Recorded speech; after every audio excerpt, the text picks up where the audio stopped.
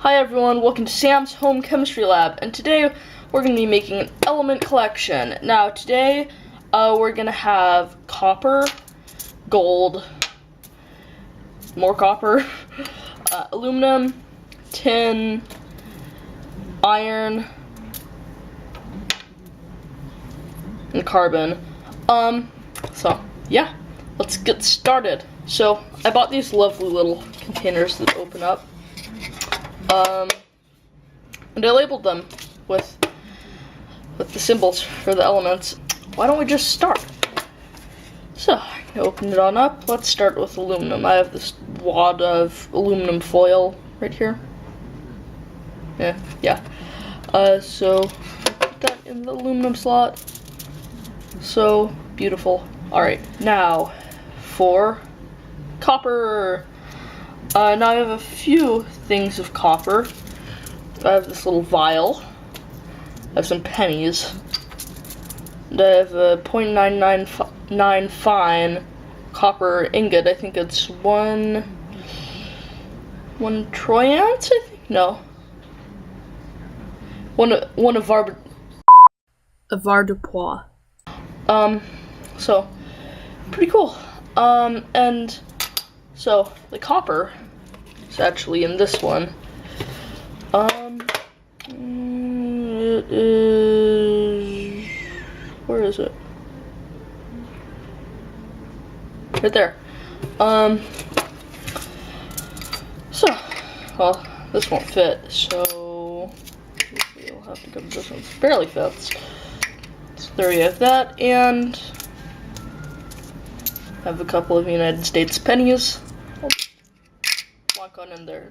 United States pennies are really only coated in copper because they're worth a cent, and if they were made entirely of copper, they would be worth more than a cent. So hilarious, stupid too. There's a great video over on CGP Gray's channel, right there, explaining why pennies should be eliminated forever. They're horrible. Go watch that video. So, we have copper. Let's make sure the clothes is awesome. Alright, now for carbon. Now, I only really have this little stick of mechanical pencil lead, and it does contain some clays and stuff. It should be good for our purposes. So, let's see the other one.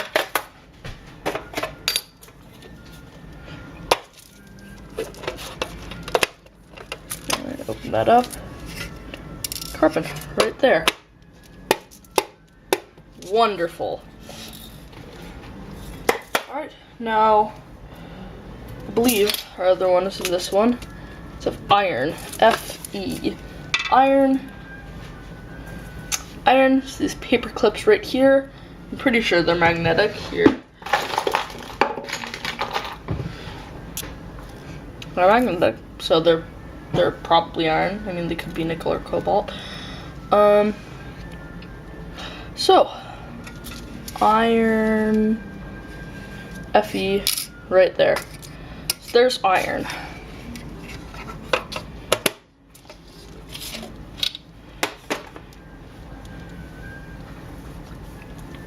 For next one, I didn't have enough containers to put it in, so I have to have this bag. So this is tin. This is a roll of lead-free solder. You can see here it's 99.3% SN or tin, and 0.7% copper. So it's not pure, but then again, the paper clips probably weren't pure either. So I'm just gonna unroll this. Let's just get a good amount. Cut it with my fingernail. Yeah, alright. Just gonna fold it up. Or, I don't really need to fold it up because it's not gonna fit in there. Although, this is really just a temporary storage system. I'm gonna get more boxes later. Alright, and we have our wonderful, beautiful tin. So, the very, very last element that we will be putting in our collection in this video is gold. So I have this little vial thing of gold right here. And I can actually take off the top, I believe. There we go. There's like some sort of an oil covering it. So I think I'm gonna use this to try to get some out.